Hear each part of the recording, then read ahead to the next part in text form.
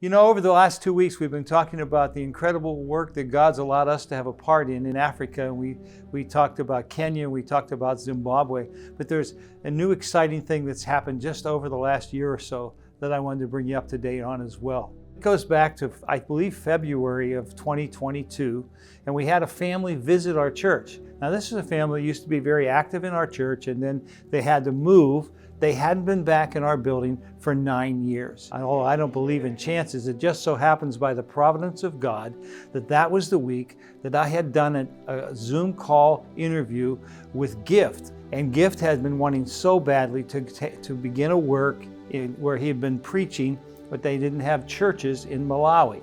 And they were quite taken with that. And we're walking out of church, and the wife says to Barb, "Could we have coffee with you in the morning?"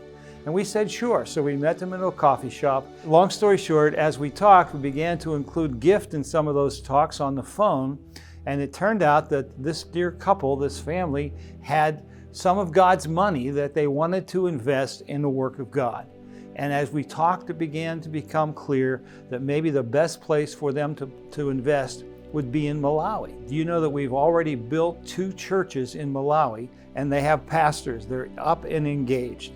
And I'm just so thankful to see that we got to be a small part in that. And we've added 10 orphans from those churches to our list of orphans, and we'll be supporting them and staying in touch in that way. I just think it was such a miracle work of God that I wanted you to know about it.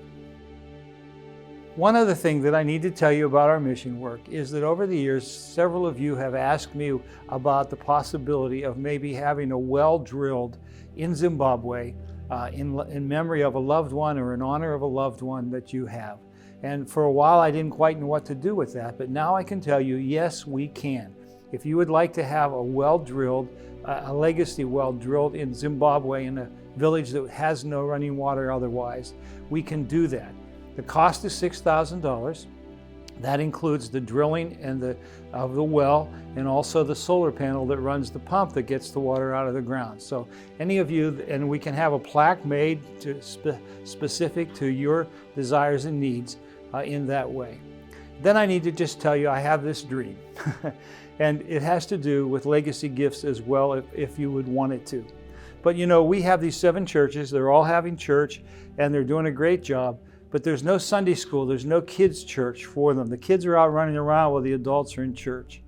I have it in my heart that we could build something that would look like a picnic pavilion outside of the regular church, and that there we would have junior church for the little ones. Probably just look like any picnic pavilion you would see, except it would have a door in the middle that would close. They could do worship together and then have the older kids in one end and the younger kids in the other. I think we can impact the next generation of that country by starting a project like this. If any of you have a heart for kids to have a Sunday school where they can learn about Jesus, it's $15,000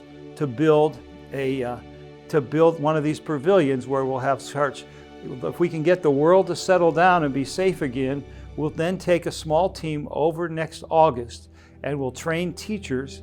We'll put a distribution center together where we can get material to every teacher every week, and we'll have a Sunday school in 7 places, all working together with trained teachers by the end of next year. If you're interested at all in having a legacy gift with a plaque on the wall that talks about your loved one that you're doing this in memory of, or if you would like to have a well drilled that you could then too also put a plaque on, we'd be so happy to be a part of that.